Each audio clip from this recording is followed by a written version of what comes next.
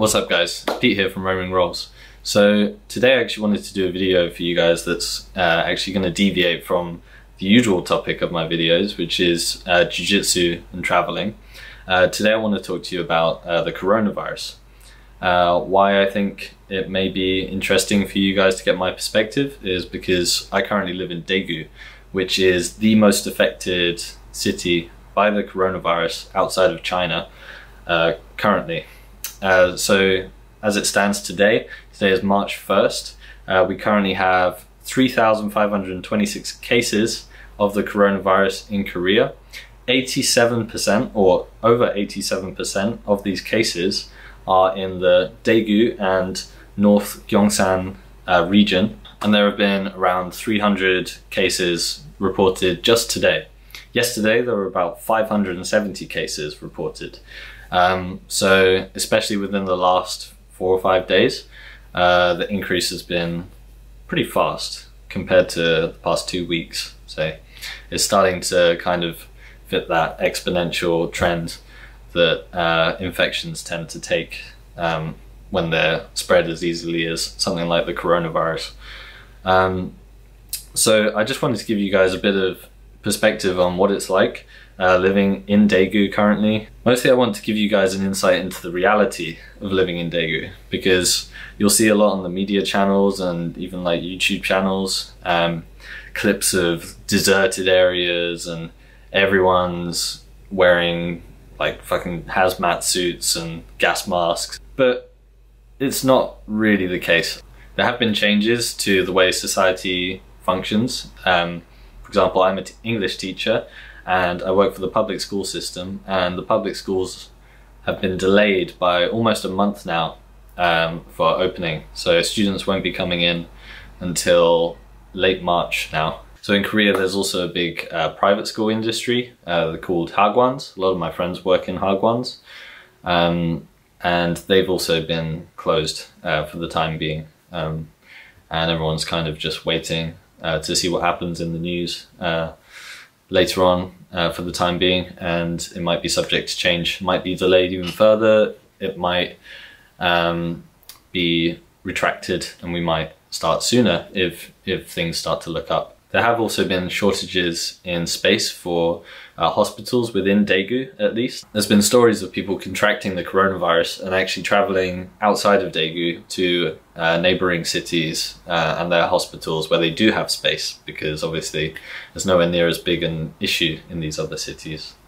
But in terms of most other public services and general shops, things such as that, everything's pretty much running as per usual. The public transport system's still running. You've still got buses, and we've still got plenty of subways running. You also see most of the main shops are open, like supermarkets, and Daiso is big out here. That's a big kind of general convenience store. That's running as per usual, as are the majority of kind of businesses.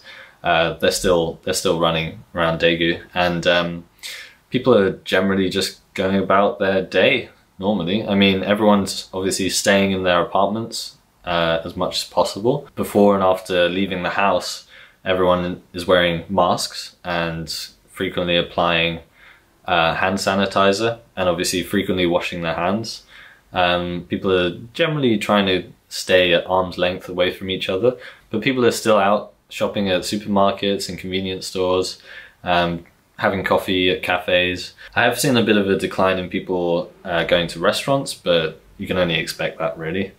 But yeah, in terms of day by day, people are just changing slightly how they conduct themselves, you know, just wearing the mask and the hand sanitizer and washing their hands frequently. What I really want to stress is that if you have relatives living in Daegu, or if you know anyone living in Daegu, or if you're just worried about people living out here, it's not as severe as the media is portraying it. They obviously want the most dramatic story possible and to attract the most viewers and generate the most money they can out of the story. So they're obviously going to inflate things a little bit, finding areas that are deserted and aren't particularly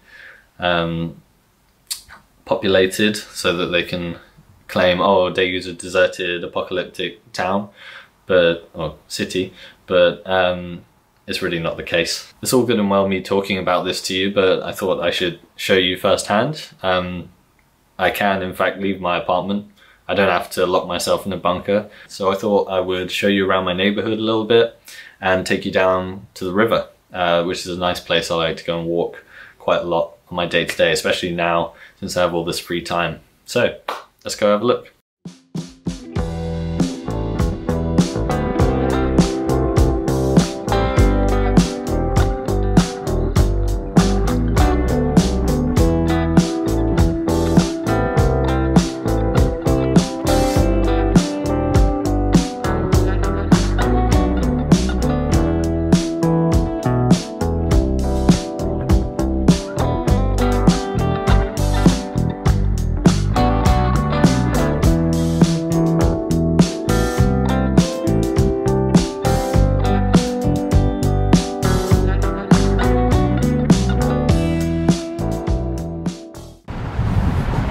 So guys, as you can see by all the cars behind me, society is functioning pretty normally. Obviously I'm wearing a mask just to be safe, and I've washed my hands with disinfectant, stuff like that. But in terms of how busy it is outside, people are just going about their usual day to day, you know, just doing their usual thing. So follow me, I'm going to take you down to my favorite walking spot just outside of where I live, just to show you how lovely Daegu actually is. It's something that people don't really know about. As a city, they normally think of Busan or Seoul, but Daegu is a really lovely place to live.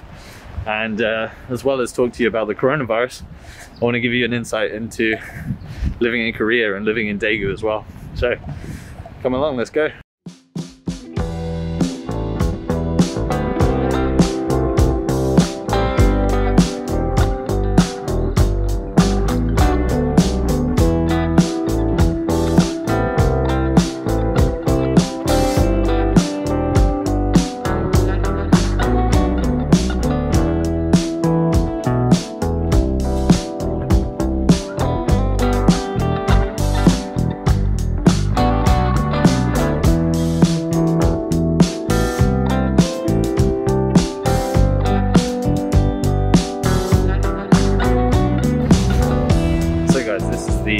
River that I like to sort of take my daily strolls in, especially nowadays since I've been kind of cooped up in my apartment. As you can see behind me, lots of people are out here as well.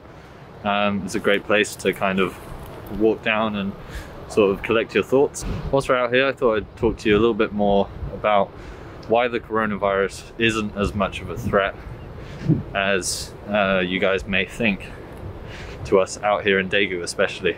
Over 60% of the cases of the coronavirus are stemmed in the Shincheonji church following, which is essentially like a Christian-based kind of cult.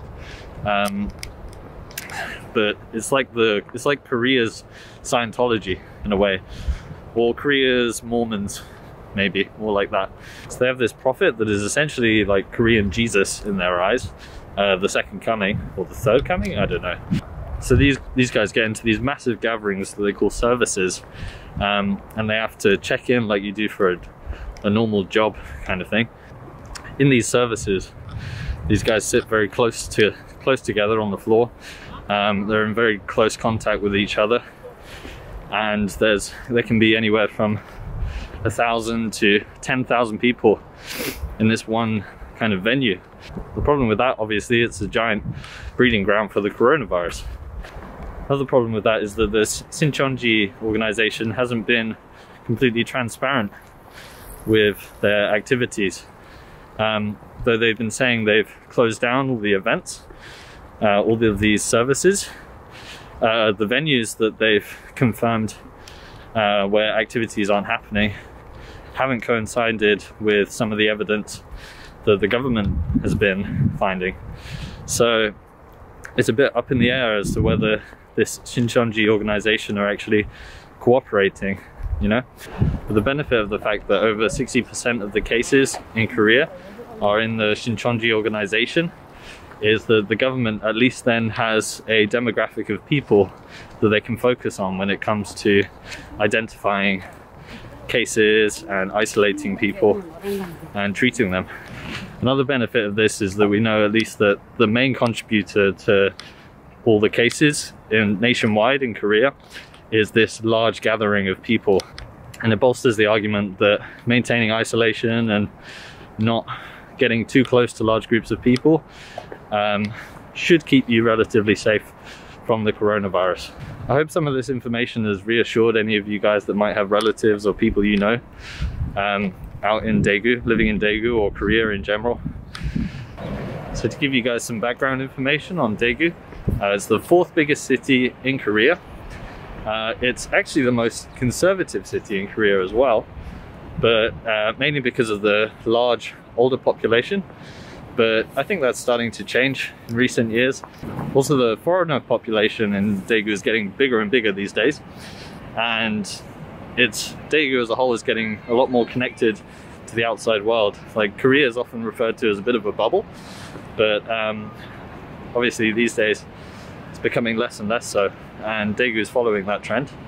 But in terms of like attractions and things like that, Daegu's got plenty to offer.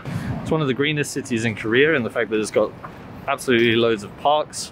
It's got E-World, which is a nice theme park, surrounded by mountains, which are absolutely beautiful, especially Palgonsang.